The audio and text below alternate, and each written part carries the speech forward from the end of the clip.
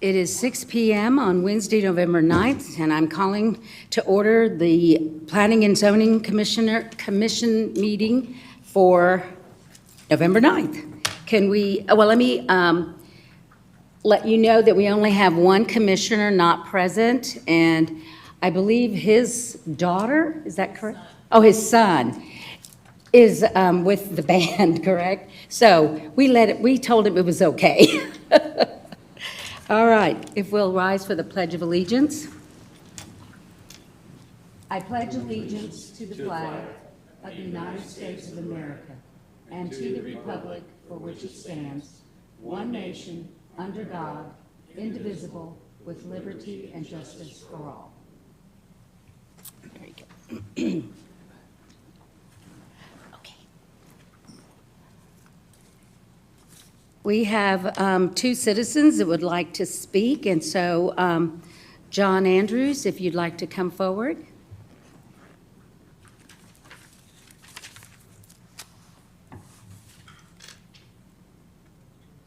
Yes. Is there a button there for the microphone?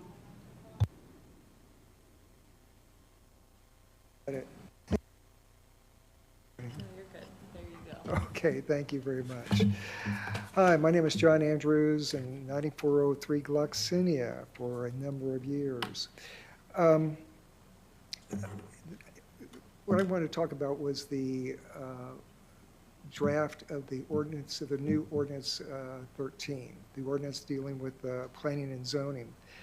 The effort in doing that is obviously was considerable. I mean, the current ordinance, I think, is like 57 pages. And now we're going to go to the new ordinance, which is 161. So somebody spent some, considerable time doing that. And also, someone put together a slide presentation on it, introduction to the new zoning ordinance, and that was very polished. It looked very good. But I'm kind of focusing on the section dealing with low-impact site development, okay? Okay. My comments relate back to the low-impact site development. This lists the requirements and options needed in order to qualify for low-impact site development. And it lists items that I think probably a majority of folks here haven't really considered before, like low-flow fixtures, the water sense certified, maintaining existing draining flow patterns, landscaping for new development, being xeriscape with a maximum of 10% on turf grass, but then also landscape replacement for existing homes as being, must incorporate xeriscape, okay? And then developers who want to qualify for that low impact design, they give us a number of options and they have to kind of pick among them. But some of them are having a roof with a white solar reflective surface so that the 80% of the sunlight is reflected back into the sky, a layer of vegetation over 50% of the roof. I'm assuming that's referring like to trees, not to planting gardens on your roof. At least 25% of the site is in a natural state, is left as it was. Harvesting rainwater for reuse and alternate energy systems that support 50% of the building's needs. I believe as all this becomes more widely known, I think there will be more questions from the citizens about that. Is the city promoting this in order to provide an incentive and flexibility for new development? Is the city wanting to be more sensitive to the natural environment? Are landowners pushing for these kinds of changes? Are developers wanting this in order to attract new business? Or are developers expecting more incentive from the city in return for participation? Okay, and it's that not knowing, kind of where's this coming from? Where is it going? What's the intent? And I'm not saying that I necessarily disagree with the changes, but I think as more of this gets well known, I think that I think you can expect questions and we'll be having to answer them. Thank you. Thank you.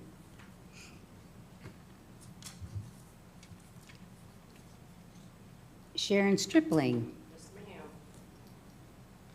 And I'm sorry, I didn't mention earlier, in this process of the beginning of the meeting, you have 3 minutes. Yes, ma'am. Okay, thank you. I can see the timer right there without my glasses even. So, hi, my name's Sharon Stripling. I live at 21729 Forest Water Circle. I just found out probably my comments are maybe a little moot because I believe the planning and zoning has gone on to the city council. But there's still some things I would like to comment on since the mayor is here. Mine are more focused on the residential part and primarily with the storage of boats, RVs, trailers, and all of that at residence. In Forest Waters, because we are a neighborhood association, we cannot enforce a lot of what we require, so we are more or less dependent on the city of Garden Ridge. I think you're going to see more people starting to store stuff at home. We have multiple antique vehicles and boats that we store at storage places, and the rent has tripled in the last 6 months. So I think you will see more people trying to bring stuff to their homes. So I'm just hoping that the city council, I think what y'all did was great. I've looked at it. I still don't like, because even with a 6-foot solid fence, you still can see stuff over a 6-foot solid fence on a corner lot. And we've got one that's big time in Forest Waters, right by the club. But the one thing I would like to push, and I think I've talked to the mayor about this before, is the process of turning things in. If we could get a code compliance officer or something with the city of Garden Ridge. I think with Wilbert Lentz leaving, who's been excellent, and I'm not sure who now is going to be the inspector. I call Wilbert all the time with stuff. So that is just something on a suggestion to the mayor. I think y'all have done an excellent job. I still think, though, we need to be tougher on RVs, but I know we can't just say you can't have them at all, because I'm sure we'd have a pretty big revolt in the city of Garden Ridge. So that's my comments. I'm just trying, it's like I contacted the builder building on the one lot we have left, because I wasn't sure if he had followed our restrictive covenants. And he goes, oh, we do have them, and I did follow them, and he sent me over some stuff, and he goes, we're all trying to be good stewards of our community. And I think that's what's pertinent here, too. Thank you.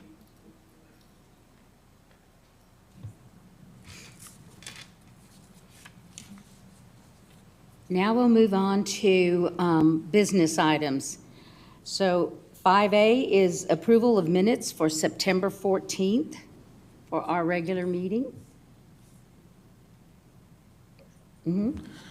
I move to approve the meeting minutes from 14 September, the Planning and Zoning Commission regular meeting. I second. A motion and a second to approve the minutes of September 14th. All in favor? Aye. It's unanimous. Thank you. All right. Moving on to 5B. Final plat for the Ridge at Garden Ridge, the 13.526 acre tract located at the southeast corner of the intersection of FM 2252 and FM 3009, owned by Custom Clinics LLC. I don't know about the rest of the commission, but I had to use one of these to see all the things on the on that plat submission. Does anyone have any comments? I just have a question if there was any input from the city engineer on the changes, any additional comments or? The engineer submitted his final plat, and it was reviewed by the city engineer, and I think there was a couple of comments about, there was a reference to CPS Energy that he had them correct, and that was it. Any other comments? Yeah, I think, wasn't there a comment made, I believe by Tri-Hydro, or was it one of those letters about flipping the utilities? You know, was that done in the final product? It was kind of hard to tell. That was done in the preliminary product as well. Okay, so it was confirmed for the final? Yeah. Okay. Everything on the final plat meets our subdivision requirements and all of our requirements concerning utility easements. I noticed that under text dot notes, number 5, I thought this was interesting, that any traffic control measures, left turn lane, right turn lane, signal, and for any access fronting a state-maintained roadway shall be the responsibility of the developer and owner. So if they, because they have allowed them to have 2 entrances, one off of 3009 and one off of 2252, but if there's going to be any, like they said here, any turn lanes off the main roadway, then It is the responsibility of the developer, yes. Okay. Any other comments? No. The only other thing that I thought was interesting that was submitted, and there are absolutely no signatures or anything anywhere. Nothing yet. That occurs after After? the city council's action on the plat. Okay, after city council approves it, then they'll come back and sign it? Then the plat will be signed by the property owner, their engineer. Okay. City engineer, the mayor, the city secretary, and then after the signatures are captured on the final plat, then that is taken to Comal County Courthouse and filed in the county clerk's office.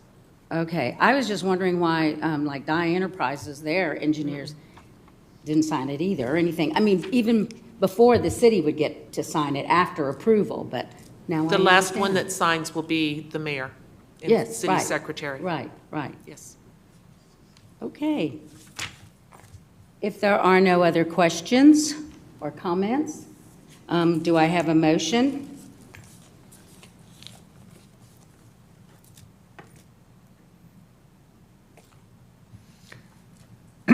I motion that we proceed forward with the final plat of the Rage of Garden Ridge being a 13.52 acre tract lot at southeast corner of the intersection of FM 2252 and FM 399 to the city council for approval. Okay, perfect. I second. All right, we have a motion and a second to forward this final plat to city council for their ultimate approval. All those in favor? Aye. All right, passes unanimously again. Thank you. I'm glad I have this little thing too, so makes it a little bit easier. All right. Item 5C. Items applicable to Planning and Zoning Commission discussed at the October and November City Council regular meetings.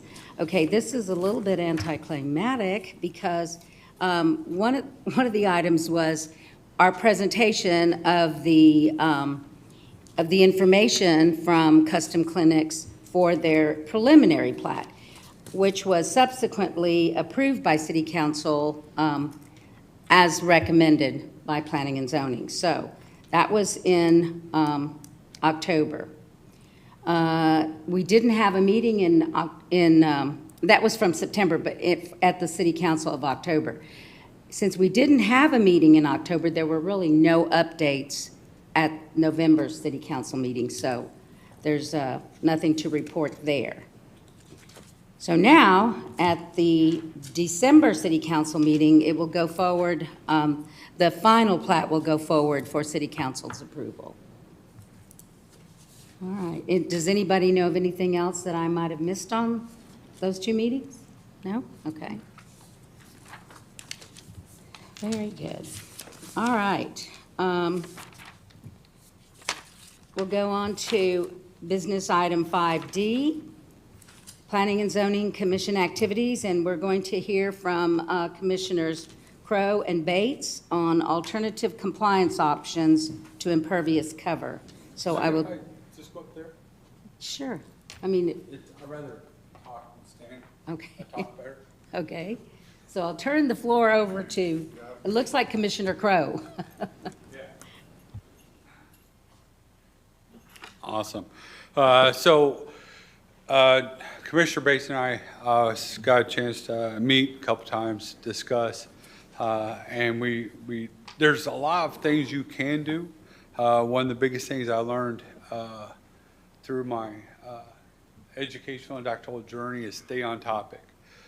So that's really the biggest thing we're going to do. We're just going to stay on topic and avoid a lot of the sidetracks. And I really do believe this will also help fall along the lines of what the mayor addressed when he is educational. This is really more of an educational brief for us, for those that watch, but also as city council continues on with their ordinance. So it's a lot more education right off the bat. Next slide. So the agenda is really simple. First, EA, that's Edwards Aquifer.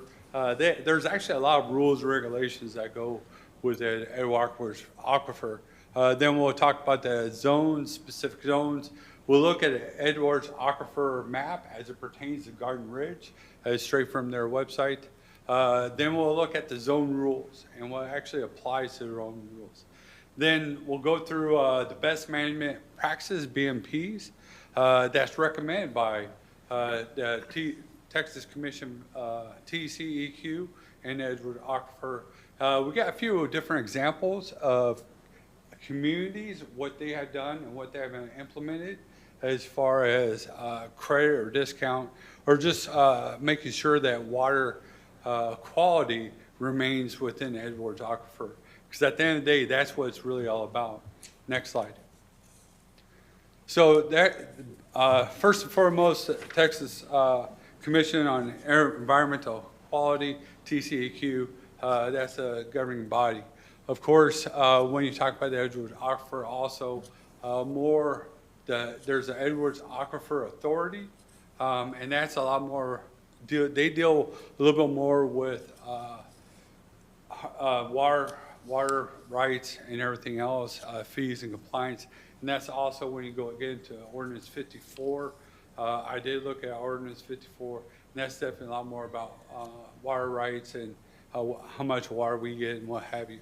There are rules and technical guidance. First and foremost, everything is stemmed off of Title 30, Texas Administrative Code, Chapter 213, and very much the same thing is TCEQ. I changed it, didn't change back. Chapter 213, rules protecting the Edwards Aquifer.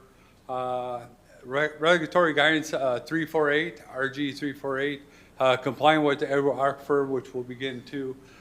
So they talk a lot about best management practices and actually what they are.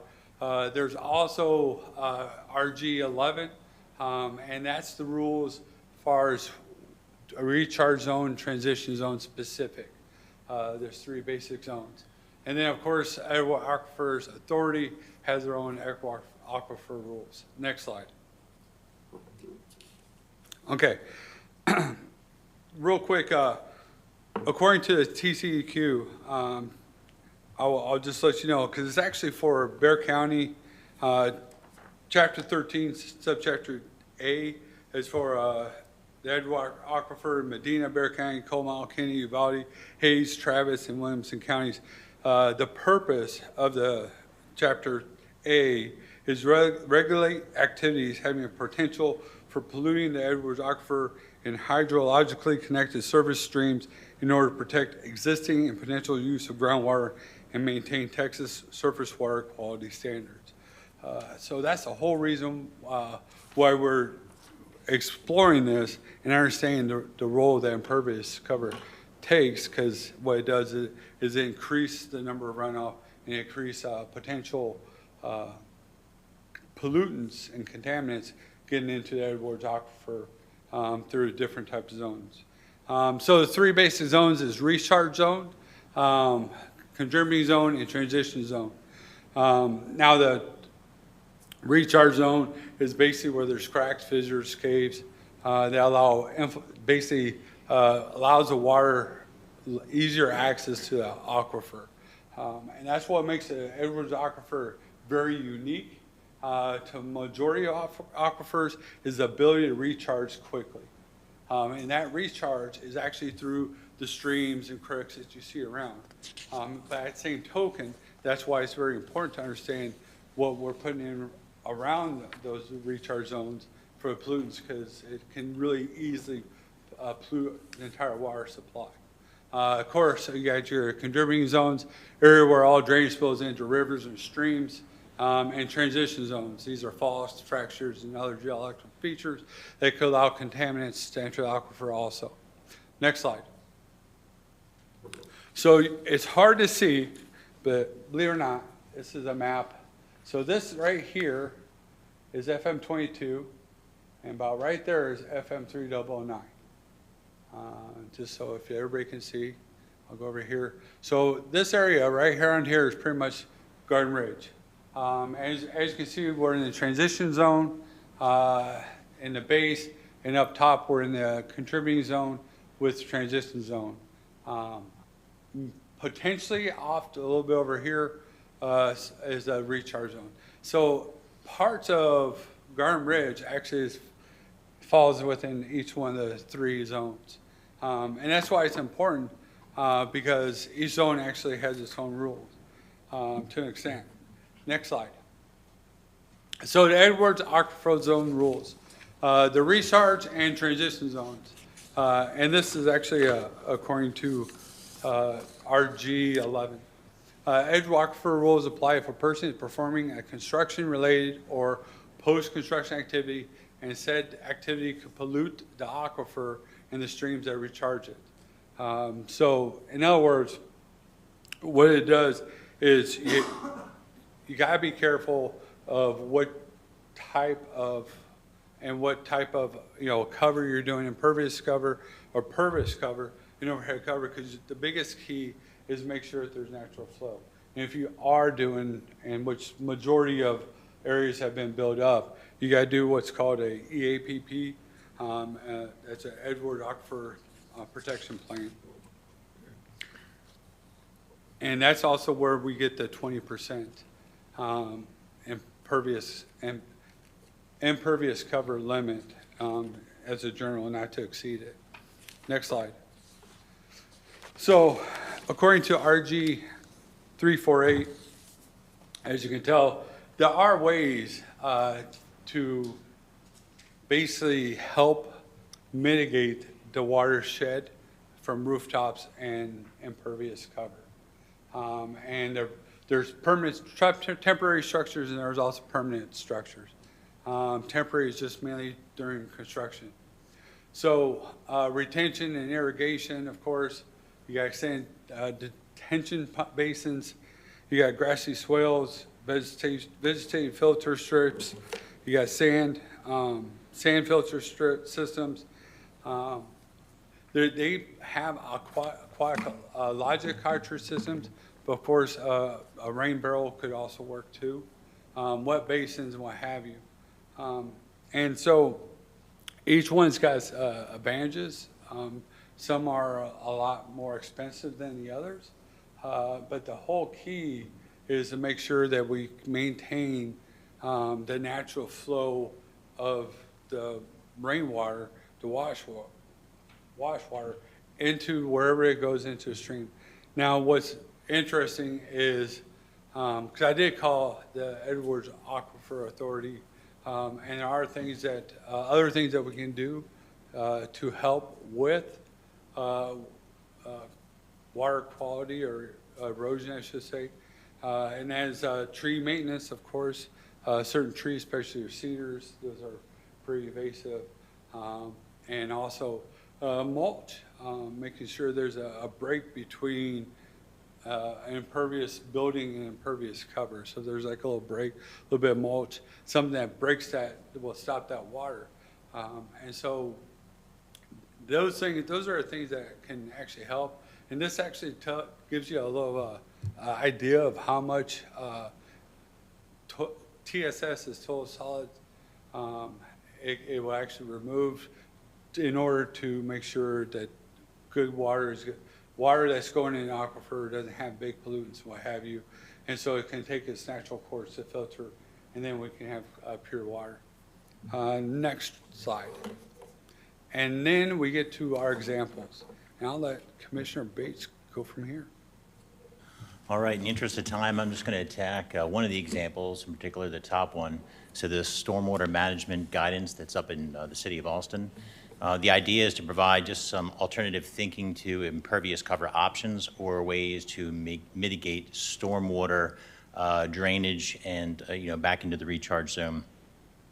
So the city of Austin, back in 1981, they had a large flood incident that led to them now charging the water customers of Austin with a drainage charge. So the drainage charge for all customers essentially covers 95% of their operating budget for stormwater management. So I just want to caveat, we are not inferring any type of options. These are just exploring what Austin does. So the mitigation measures are in place up there in Austin in order to reduce flooding, erosion, and water pollution into the groundwater. So the amount of charge that each customer is provided is relative to their amount of impervious cover for that individual property, whether it be residence or commercial. The customers of Austin are permitted a discount relative to the type of water mitigation options that have been provided to them, which I'll get in here in a moment. And these options are required to capture, detain, and slow the release of water runoff. So interesting option number one is the rainwater harvesting system. Essentially what that is a large tank that's on the property. The tank is of significant size to capture the amount of rainwater that would arrive at that property. The simplest example would be attached to the guttering system to the roof to collect that rainwater. Another type option to that would be if there was a grade in the property that the tank could be at the lower end capturing water from that property into the tank, where that tank could then slowly release it via faucet spigot, watering vegetation on the property or what have you, to go back into the ground. About a 24 to 48 hour time period is more or less the release times that they suggest. The second option is a rain garden, which is essentially like a water tank, except it is a garden that contains vegetation. It's recessed into the ground of the appropriate size to capture the amount of stormwater, rainwater that would arrive at that property. Again, there's mitigation measures that would go into that rain garden that the water would have to seep into the ground at a certain rate. If it was too slow, it can lead to mosquitoes and other kinds of pests, bacteria and that kind of thing building in the area, so that want to make sure that it does drain appropriately and purposefully. Third option is detention ponds, which was described, or at least in the table in the previous slide. Detention ponds are those types of, you've probably seen them with city neighborhoods, large areas, recessed areas, the size of maybe 1-2 acres, and that's designed to capture all the rainwater coming off those roads within that residential property. For instance, at Walmart, the same type of activity there. We're capturing the storm water into the drains, going into a retention pond until it can slowly seep into the ground. The fourth option is, and I haven't seen too many of these except in cities like Austin and larger cities, but a green roof. So having the vegetation on a roof, dirt, vegetation, trees, that kind of thing, all on top of the roof, where any water that would reach that area would be completely captured, absorbed into the vegetation there, and or evaporate off. So some of the examples with the discount that's applied for residential properties, each property is charged on average somewhere between $15 and $20 for this discount. I'm sorry, for the charge. And the discount would be related about 10%, so really not much. It's kind of a little bit for, quite a bit from what the property owners would have to put into. Different stormwater points or control measures would be increased depending upon what the residents did take up. Now, they couldn't completely get rid of their charge that they received. It was limited to about 15% of the cost that they were getting. Some of the things to consider with these mitigation options is, for one, the initial cost. of putting these types of products on properties. The permits required to build, construct, regular maintenance, and periodic inspections. So just a possible application to Garden Ridge and thinking about, brainstorming about alternative impervious options and/or kind of getting a relative balance to if impervious cover was to be increased on different properties, ways to mitigate that. Just some personal lesson learned here is, kind of take water for granted. We need it to live. And so exploring more into this topic certainly emphasized that point to me to not take something like this for granted and to really give special consideration to it. That's all I have, sir. Thank you. Also, I would say Frisco Stormwater Credit basically does a lot about the same thing. Depends on what you do. They offer it's capped, but they offer a credit based off of how you're making your property a little bit more water friendly, I guess. I'm not gonna say water friendly, but capture not so can be where you have turf, where it's actually gonna maintain the water quality. That's the word I'm looking for. So outside of that, don't have anything else. Does any of the commissioners have any questions? But that also, really does, this whole brief is really just more of an information to understand why there is a need for our residents and for us to have a better understanding of not just impervious cover, but just the water quality of the Edgewater Aquifer and the way other cities are incorporating low impact transition, or they call it GSI or LDI, low density impact programs to make sure we maintain our water for longer. That's all I got. Was there, I had a question. I'm sorry. Is there, you may not. Was there a reason they capped it? Credit, you mean? The credit, yeah, why'd they cap it? Every city is different because you can't capture everything. And if you're capturing everything, then of course, even though you have let's just say a rain barrel, you're still gonna have splash, you're still gonna have water coming off other areas, so you can't capture everything. That's why it's just not 100%. But there are ideas there, and that's the biggest thing. And at the end of the day,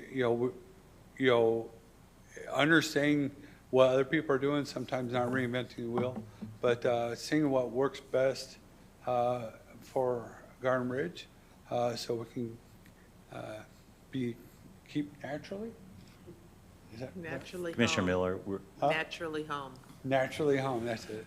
were you referring to the Sorry about drainage charge at Austin, that example? So the majority of the drainage charge covers the 95% of the operating budget for stormwater management. So if every resident, for example, could reduce their charge to zero, then there'd be no money for, to keep the stormwater management going. So they are charging all the residents up to the amount to, like you said, cover the stormwater management. So whatever staffing it takes, or it's the whole thing. 95% of it is being covered by every resident from Austin.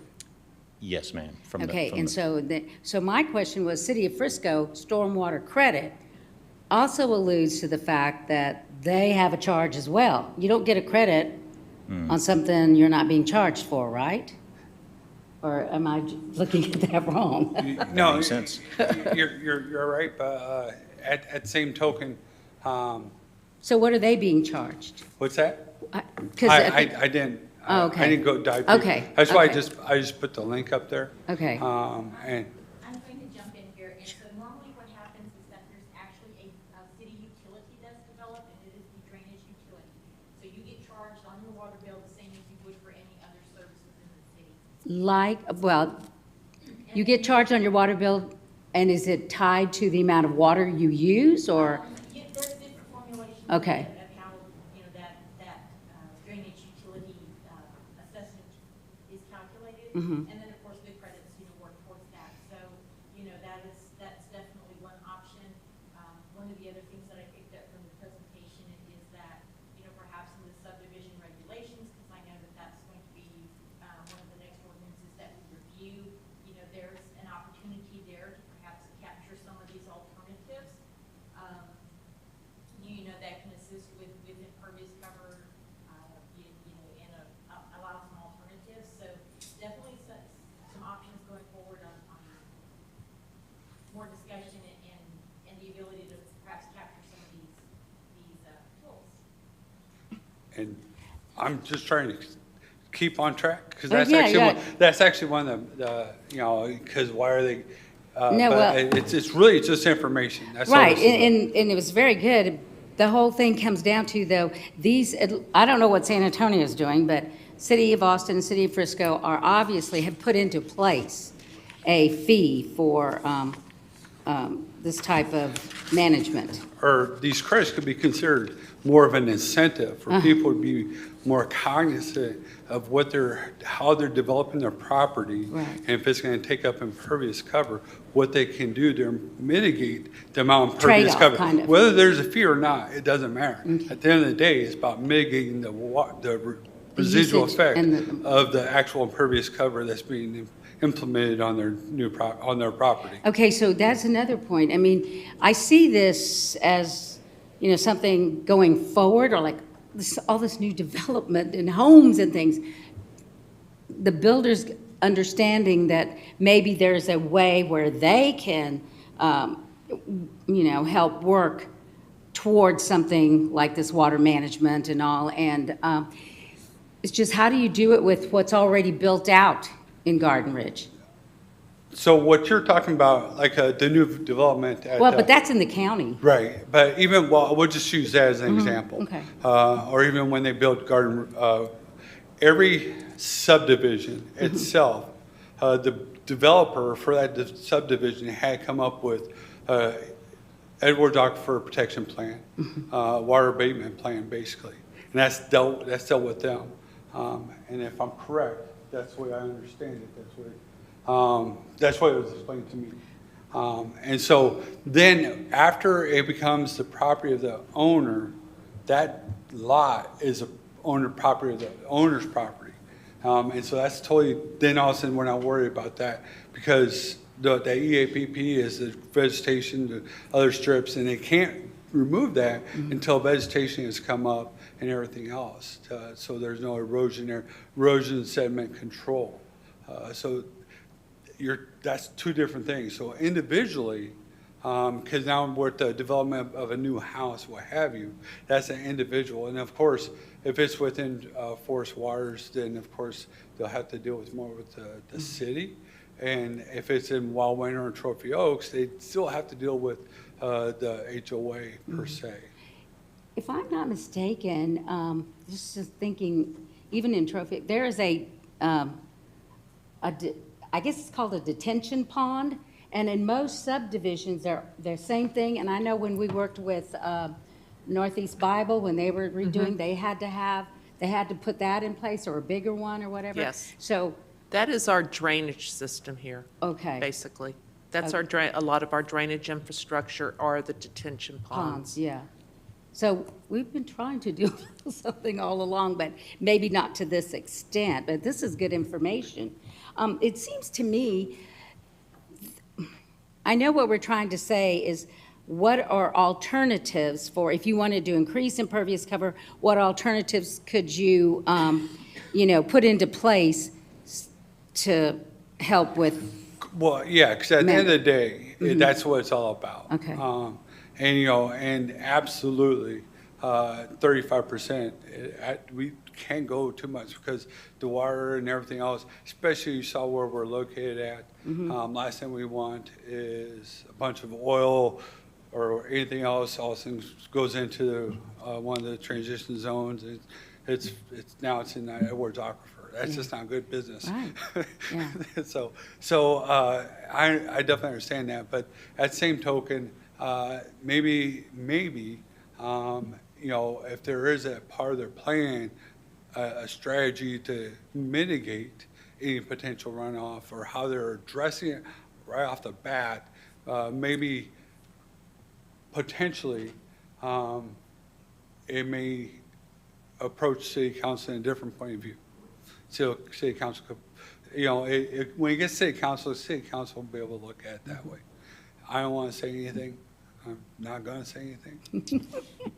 Yes, Man, sir. if I think too, it's good. I like to look at the extremes of the situation. So extreme with no impervious cover at all, where cavemen and women walking around, or woodsmen, right? Woodswomen, however you want to say it. But then you look at the other extreme. We know we don't want to take it to the point where Garden Ridge is a concrete parking lot. I don't think that's the intent. So I think it's important to understand too the intent of the impervious cover limits, and what Garden Ridge is all about, and our motto of naturally home, and why people buy into this place. And I think one of the reasons why, and Commissioner Bates and I talked about, what's important, and for us, especially why we decided to pursue this, is we do believe in water quality. We absolutely want, but we also believe in the right of every Garden Ridge resident and the right to live the way they want to live. But somewhere there's got to be a happy medium. It's not all one way or all the other way. There is a happy medium, and we got to make sure that all residents, all around, because the Edwards Aquifer covers quite a few counties. So. Any other questions or comments? No? So, thank you, Commissioner Crowe. Good information to ponder and probably continue to dive into a little bit more, maybe. But Nancy, so having gotten this information, do we need to, even though we have the mayor and a council person here, do we need to share this with the full council and anyone else? Or should we take this right now as a little bit of education where maybe we try to delve into it a little more? I know, like I said, I know we have the detention ponds, and I don't even know that it would be that hard to do rainwater capture or give a credit of, people that are going out there and trying to capture rainwater. Because the city of New Braunfels, oh my gosh, I have seen so many, just driving down in mostly the homes that they built that are garden homes or, smaller homes. I've seen so many rain barrels kind of thing. And I'm thinking that's because they went to smaller homes, so more impervious cover because you're doing more homes to an acre of land or whatever. That's not hard to do. So it might be something we want to think about, but yes, sir. May I address the commission? It's a great idea. First of all, I want to say very wonderful presentation. So Dr. Crowe, Mr. Bates, great job. That was awesome. What I would like to see for council is that particular slide that showed our area and the different zones, and what you briefed Dr. Crowe Garden Ridge is in all three zones at some point, and that's why 35% maximum is such an important number for us for residential and whatnot. So I would love to see that slide, and I bet Jesse would back me up behind me that if you, with your update in December for this meeting to us, if you brief that'd be great. And that's probably all we need to see. The fact that we had some, in the zones. Yes, okay. Well, so I don't have to go. I could have Mr. Bates and Dr. Crowe there, and we could give a short synopsis of this presentation, highlighting why is Garden Ridge so important to the Edwards Aquifer?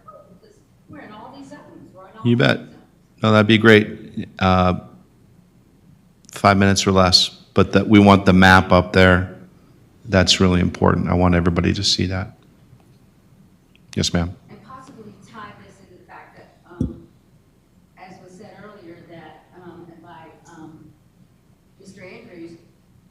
our ordinance, the draft ordinance has gone to city council, but you're still working on it, and nothing's been totally, as far as I know. So we've completed our working session on that. Okay, And it hasn't gone to the citizens. we have to have a public, so we have to finish our modifications, which takes a long time, as you know, and then a public hearing on it, so.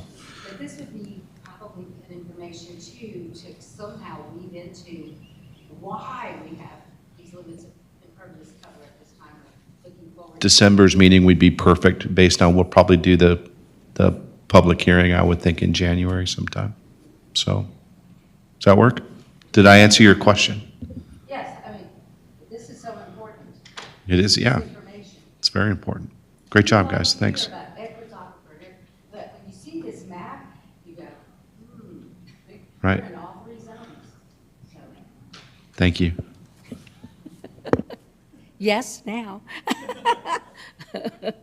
All right, well, thank you so much again to both the commissioners who worked so diligently on this to give us this information. If there's no more discussion on this item, then we will move to item 5E, future agenda items. Do any of the commissioners have any topics? I know we had one that's still on the list, correct? The item that Vice Chair asked for last month will be on December's agenda since he's not able to be at the meeting tonight. Right. He told us ahead of time. Right. Commissioner Jockman brought it up. Yes, okay. Any other possible agenda items? If I may. So I listened to that special meeting that took place in August, I think it was 29 August, and I took as detailed notes as I could and listened and such. And I've never been a, Well, hold on a second. I want to make sure we don't do this again, we're just talking about future agenda items, and so we can't. I'm setting the stage, Okay, so, good. sorry. I just don't want to. I'll get to the bottom of it. So the bottom line up front is it would be nice to look at the draft notes that were taken at that special meeting and that we could discuss those draft notes that are probably at the attorney's office being worked now, just to be aware as the Planning and Zoning Commission. And what I'm thinking is that so that the commission is not then looking at the draft changes with the general public, I guess, thinking that we could maybe get a look at it prior to it going public. Are we not beyond that? Off is the hardest part. Okay, am I on? So, if I may, this commission, as far as their job with that draft ordinance goes, is complete. And if you're wanting to discuss it, that's great, but what I'd do is wait until after we have the public hearing and then apply any comments that we hear during the public hearing, and then the council votes to approve, then you could have it on the agenda to discuss. But to discuss our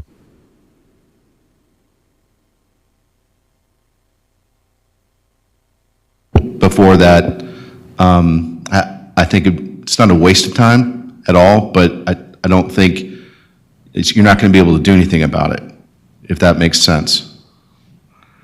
It's, so like Colonel Leatherberry said, it's beyond this. Okay, that makes sense.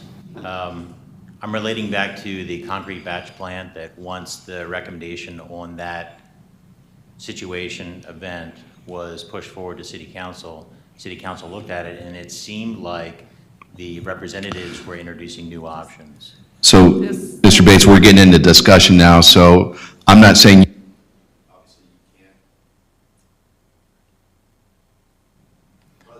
I'll refrain. I'll refrain. I have no discussion topics for us meeting. So I wasn't trying to cut you off, we can't discuss it, it's either something you want to put on the agenda or not. I have nothing. Okay. Thank you.